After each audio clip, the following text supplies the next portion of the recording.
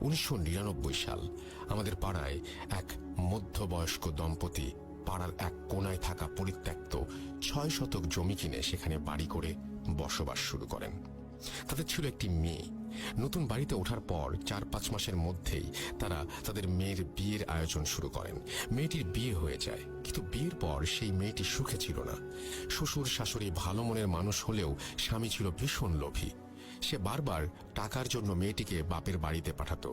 পর্যাপ্ত টাকা পয়সা না নিয়ে আসলে মেয়েটিকে শারীরিক ও মানসিকভাবে নির্যাতন করত।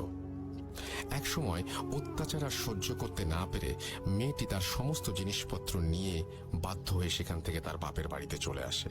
তার স্বামীও খবর পেয়ে সেখান থেকে গোপনে ওৎ পেতে থাকে এবং গভীর রাতে তার শ্বশুর শাশুড়ি ও স্ত্রীকে খুন করে। তারপর সে সমস্ত টাকা পয়সা ও সোনাদানা নিয়ে পালিয়ে যায়।